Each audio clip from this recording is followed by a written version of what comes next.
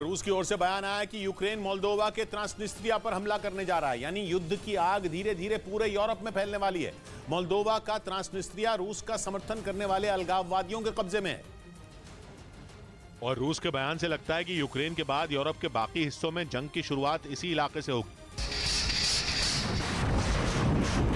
क्योंकि यूक्रेन वहां हमले की तैयारी में है। रूस की ओर से 24 फरवरी यानी यूक्रेन जंग का 1 साल पूरा होने पर ही यह संकेत दे दिया गया था, और उसके ताजा बयान ने बता दिया कि यूक्रेन जंग की चपेट में यूरोप के दूसरे देश भी आने वाले हैं, क्योंकि रूस का बयान आया कि कीव ट्रांसनिस्ट्रिया पर अटैक करने वाला है, जिसके बाद युद्ध की आग पूरे यूरोप में फैलने लगेगी, क्योंकि मोल्दोवा का ट्रांसनिस्ट्रिया रूस के समर्थन वाले अलगाववादियों के कब्जे में है। और अगर यूक्रेन ने मोल्दोवा के इस इलाके में सेना भेजी तो उसका सामना रूस के सैनिकों से होना तय है, क्योंकि रूस पहले ही कह चुका है कि वो ट्रांसनिस्ट्रिया में रूस का समर्थन करने वाले लोगों की रक्षा करेगा, क्योंकि यूक्रेन लगातार वहां हमले की धमकी दे रहा है।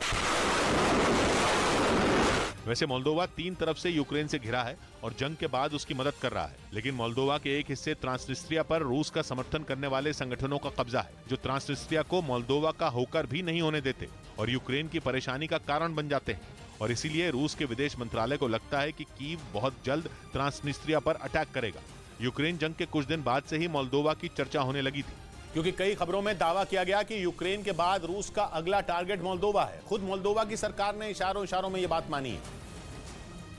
और दुनिया को बताया कि मोल्दोवा डर के साए में जी रहा है। मोल्दोवा करीब 30 साल से नाटो के साथ मिलकर काम कर रहा है, हालांकि वो उसका औपचारिक सदस्य नहीं है, लेकिन नेटो की ओर से उसे सुरक्षा का भरोसा दिया जा चुका है। और रूस के इस नए अलर्ट के बाद एक बार फिर नेटो चीफ का बयान आया, जिसमें उन्होंने कहा कि मोल्दोवा को रूस से डरने की जरूरत नहीं है, क्योंकि वो यूक्रेन में ही ठीक से जंग नहीं लड़ पा रहा। यानी नेटो मोल्दोवा के साथ खड़ा हो गया, जबकि रूस ने दावा किया कि वो नहीं बल्कि यूक्रेन मोल्दोवा के एक हिस्से पर हमला करेगा, जिसके लिए उसने तैयारियां भी शुरू कर दी। इस बीच पश्चिमी मीडिया ने दावा किया कि रूस ने समंदर में जंग के लिए परमाणु पनडुब्बियां भेजी हैं, जो काला सागर में आगे बढ़ रही हैं और बहुत जल्द यूरोप के कई देशों के नजदीक पहुंच जाएंगी, क्योंकि काला सागर की सीमा रूस, यूक्रेन, जॉर्जिया, तुर्की और रोमानिया जैसे देशों से लगती है। काला सागर के किनारे बसे जॉर्जिया, तुर्की और रोमानिया नेटो का हिस्सा है,